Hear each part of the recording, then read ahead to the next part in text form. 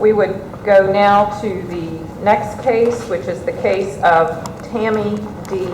Anderson, case number 2013-03613, materials at page 5. Is Ms. Anderson present? Ms. Anderson, if you would come forward and be sworn.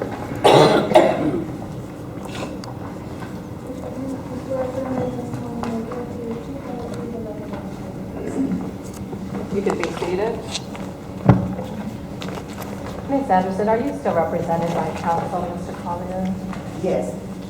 Is anyone going to be present from the attorney's office? He called in, excuse me, good morning. He called in, he has now, he's a state attorney, but he's going to come. They have a murder trial, and he was trying to get a continuance, but of course, so I've already had him due to my help. So he was not able to attend today, but he was willing to be on the phone. I think that he called this morning.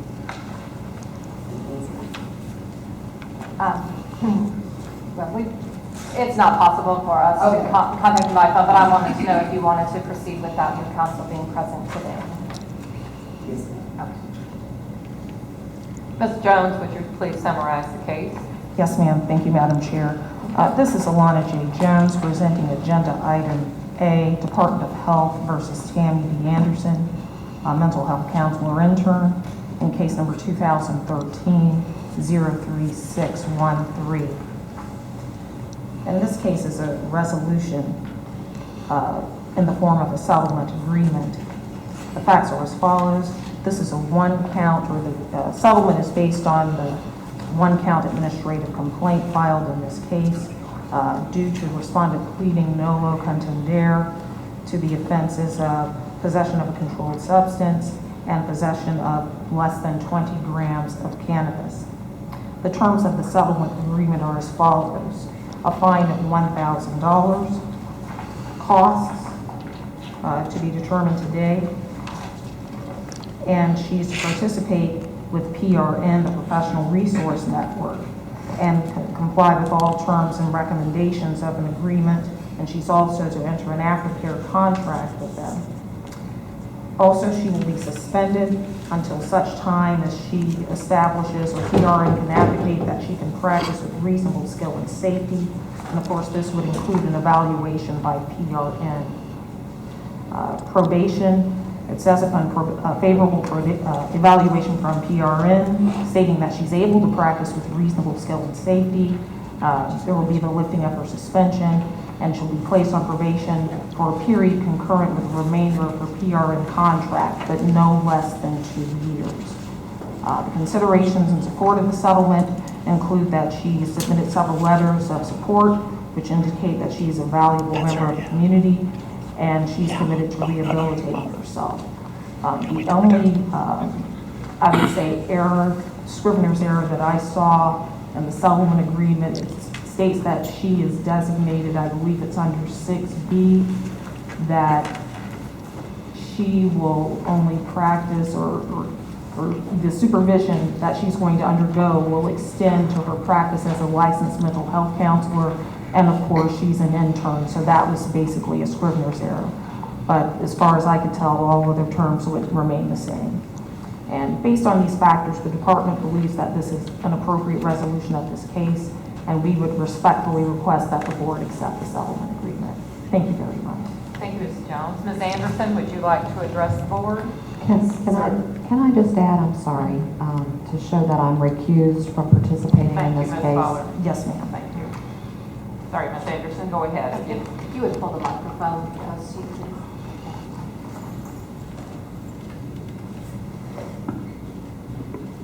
Good morning. First of all, I'd like to thank each one of you all for the opportunity to even be heard today. I thank you all for grace and mercy. I realize that I did not make a mistake. I made some bad choices and that there are consequences. Since the time that this has happened, I don't come today to try to try my case, because that's already done, and in the past, and I've decided to move forward in my life. Since this time, I have completed CARE, which is a chemical addiction recovery effort. I have completed all my probationary requirements of the state of Florida as far as the house arrest and all of this. I've satisfied everything in the state. I'm presently very involved in Narcotics Anonymous, and I am back into full-time ministry with my church. I recognize that the things that I've done has affected many people because as when the counsel was making her comments and she was reading off, I didn't realize how valuable my life was to the people in my community. Sometimes we don't know our value. And after I made the bad choice, I realized how valuable that I am to children, to individuals, women especially in our community. And I'm so grateful because the favor that they found to allow me to still be a part and to still call upon me, to still, ask me of my advice and to ask me to sit and to be on committees and things. So I don't take this lightly. I'm just real grateful. I really cannot explain to you all how much I prayed the whole way here, just thanking God for another chance, Sometimes I don't deserve it, and it's the truth, but I thank God that you look beyond my faults and you just saw the needs that I can be, a productive member of society. I can help somebody, as I now, getting help from my own self and as I'm working through my life and applying those spiritual principles and applying the things that I have counseled other people. Now I have to turn around and apply it to myself. And I'm real grateful that I have the tools. And I know that this is a gift that God has given me. Counseling is a gift. And it's a passion. And I love it. And I just come to you all to ask that you all accept my apology for the bad choices that I made. And I know that I've learned. I moved on. And I got my priorities in order. And I know what I have to do from this time forward. I just thank you so much for this opportunity. Thank you, Ms. Anderson. Now, at this time, it'd be appropriate to have questions from members of the board. I have a question. Where are you at in the process of your registered internship? Have you taken your exam? How many hours? I had taken the exam, I passed one part of it, and I missed the other part by 3 points. Okay. So I got to retake the test. Okay. And how The long? other part, everything else has been completed. And how long have you been in registered internship? I don't remember. Went back in, I got my doctorate. Prior to all of this, I think it had been like 3 years, or 2 years. 2 years prior to all, so then I was at a standstill, so I couldn't move forward. But I was at the place where I was going to retest again, and I had completed all the hours and everything, so that's the only thing that was missing, was actually passing the second one test. What's the date? It's the rank date is 2008, right?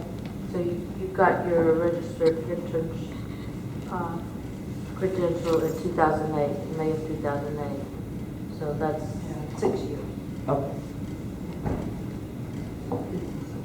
Are there other questions? Madam Chair, I move that we accept the stipulation agreement as presented. Okay, we have a motion to accept the settlement stipulation. Is there a second? Second. Before the vote, Ms. Jones, what are the costs? Current costs as of April 24, $2,284.96. 96 cents? Yes. You're welcome. Is there any further discussion on this case? Yes, Dr. Davis. On page 24, section 6.1, right at the very bottom, it says the board is authorized to extend respondent's probation if she is not able or willing to ethically practice. Does it mean we have to extend her probation, or we may? I believe it means you may, if for some reason you find that there's a problem. Okay. But if she comes before us again, we don't automatically, that our only option is not just to extend her probation. Right. We could revoke her license if we felt that was required. Yes, sir. Dr. Farlow, did you? Yes, I'm concerned that, that you've been an intern for 6 years, and you failed the exam once, and these things have happened, and you've got a long way to go to bring yourself back. It sounds as if you have a way to go. This is a pretty intense contract, or idea of a PRN contract, and it sounds appropriate, but that's a long way to go. And I'm concerned about the issue that we've talked about over and over and over. How long can a person be an intern? How long can a person work as an intern without passing the exam, without completing the requirements? So I feel like I need to hear something specific from you, and especially since your sense of how long it's been since you're an intern is not the same as the reality of it. What's your plan for for reaching licensure? Otherwise, you will be stuck in this limbo forever. And I'm glad that you asked that question. I, at that time, was working on my doctorate. And in 2010, I completed my doctorate. So as I'm writing a dissertation and doing all the things and working a full-time job, I had a program in the community, was called Judo Juveniles Understanding, that I founded for 6 years. I was working with the women in Aware at the treatment facility, teaching them the 12 steps, which is for 13 years. So between doing all that and having children of my own, that was the issue at the time. Now, it's amazing how what I call a stumbling block in my life, God is allowing it to be a stepping stone, that I don't have those commitments today. So now my life is kind of balancing out to the place where I'm finished with school, got the doctorate, I am in the position where I'm not running all these programs, I'm not just stretched out. I had became a human doer. I was no longer a human being. And because it was like, if you asked, I didn't know how to say no. And people were asking all, and I'll speak here, go here, and go there. And like I did say, I have learned and prioritized my life. I've learned how much I really value this. A lot of times we take things for granted. I can only speak for myself that I did. You know, when you're accomplishing things and whatever. But I recognize today, this is where God has purposed me to be. So with my priority there today, if there are no outside things to get in the way or distract me, I am able to focus on completing that because I want that. So what's your concrete plan for finishing that? My concrete plan, okay, first of all, I don't have a concrete plan. I can plan a plan, I can't plan a result, but I have to have a plan. And my plan today is that there is a young lady, well, she's a doctor, in Panama City, who has inquired to ask me if I would come and sit up under her, and she would be my supervisor for my license. And I did not follow through because I wanted to wait till I come to this place. And I just didn't feel as though I wanted to go start something until I had the settlement in place and then began. But I have the opportunity now to do this. I am disabled. I had back surgery last year, but I'm able to work, and I can work so much, and so this is the field I want to work in. This is what I want to do. This means more to me. I can't even explain to you how much I enjoy helping other people, but at the same time, I recognize today, I got to make sure I take care of Tammy. So I know that there are some responsibilities in my life, and there's some things I'm going to have to do the rest of my life to make sure I keep my life balanced. And I'm going to have to work on Tammy and do my steps to take care of me. That's just a lifetime commitment for that. As long as I do that and I keep God first, everything else will fall in place. That's where I failed the last time. I started wanting to serve everybody else, and I wasn't taking care of Tammy. What have you thought about what you would do if you don't pass the test the next time you take it out of the 3 times? I'm going to pass, but by chance. If I don't, I've learned today how to surrender. But I'm going to pass the test. What timeline are you on? Are you hoping to take it in the next 6 months? I'm hoping to take it in the next 6 months. Okay. I don't think that we want to get to If you allow me. I have one other question. Yes, ma'am. And this one is of a personal nature, and I apologize for that, but I feel a need to ask it. Okay. Because you talk a lot about working with children, can you just, without divulging personal, private issues, can you tell us where you are now in your relationship with your 2 older children? Yes, I can. My children are very close to me, extremely close, very supportive of me in my recovery, very supportive of me not just supportive of me, but they look up to me. And the first thing when all this happened was, Mom, you're strong, you're a fighter. Mom, you got faith in God. Mom, we have seen you overcome. Mom, we have seen where you come from. I'm real blessed. I'm extremely blessed. I have a 12-year-old, I have a 25-year-old, I have a 23-year-old. Yes, I had a child at 40 years old. That might have a lot to do with it too. Seriously though, my relationship with my children are very good. Are there any further questions by members of the board on this case? Just further discussion? Call the question. All right, we have a settlement stipulation in the case that's before you. Is there, all those in favor, would you please signify by saying aye? Aye. Any opposed, same sign. Motion carries. Ms. Anderson, your stipulation is approved, and the board wishes you the best and success in your future endeavors.